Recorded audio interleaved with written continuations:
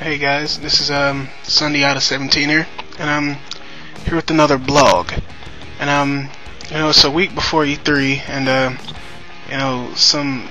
couple news leaks are slowly leaking out. Before, not anything spectacular or anything, but some things we already knew.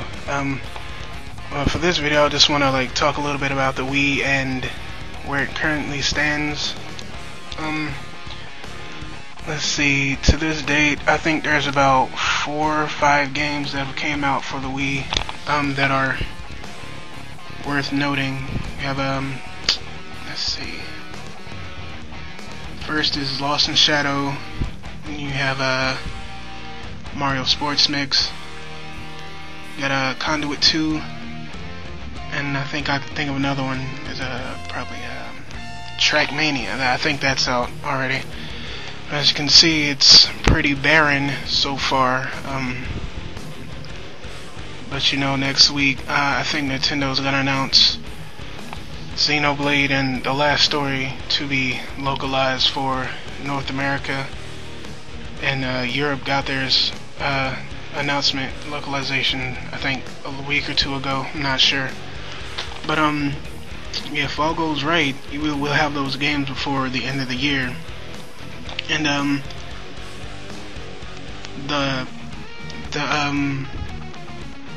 the game called Tales of Graces, some of you may not know of.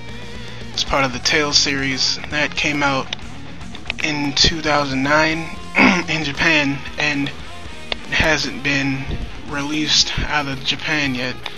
And that's not a Nintendo property. That's from Namco Bandai. They publish it, but they've not said anything about it since the launch in Japan. And I remember it launched and it had a couple glitches and it was recalled, and they got the game re-released, and yet still wasn't released outside of Japan. So hopefully they announced that for the Wii, because I still have yet to play it, and I was gonna watch some walkthroughs on YouTube, but then again, they were Japanese, so for the story I'd still be lost. Can't translate it. I don't speak Japanese that well. And let's see, something else. There's this game coming out called Earthseeker. It's like an action RPG. I forgot the developer, but it was postponed because of the earthquake and tsunami in Japan, and that was really devastating for them, and they had to push it back, I think, a month or two. So I think it's gonna be out in June or end of June, and I'm not sure if it'll get released outside of Japan. But I wish they'd kind of expand their audience, because there's only so many people in Japan that have Wiis and want to play those sorts of games. And the last thing I want to talk about for imports is Shingeki no Regenlave, and this came out beginning of last year. It's action hack and slash. It got some great reviews. The online people said were pretty good.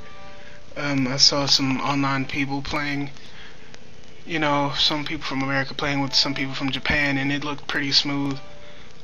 There's co-op online. You fight waves of giant enemies, a lot of blood, a lot of gore, stuff I like. But then again, this is from Nintendo and Sandlot, so considering the audience, I'm not sure if they want that, brought to the US and Canada. So we'll see. I mean, there still might be a chance for that to get here.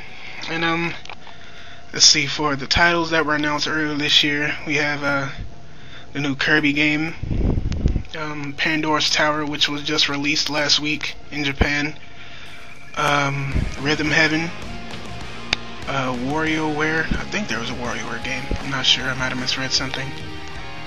And yeah, so those games, and maybe the import games, or maybe give Wii its its last strong year, because supposedly this new system is supposed to be announced. I'm still not really sure. I don't know, some of the stuff just seems way too good to be true. But I will talk about the next system in another video. Some games and some IPs that need to be revived because we haven't seen them in like 6-7 years. So yeah, hopefully the Wii is still kicking ass by the end of the year. Probably have a lot of good announcements. I'm still not sure if Pikmin 3 is going to be on the Wii. I think they're just going to move that over to the next system.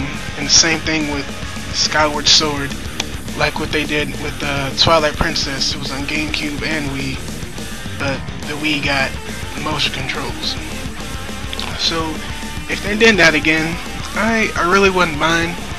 So just as long as they keep the motion controls on the next system, because I really liked how it played with the Twilight Princess. It felt more accurate, more precise. You could aim faster. I mean, that's just from my standpoint.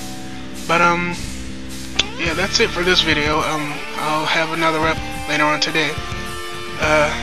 Thanks, and I'll see you guys later.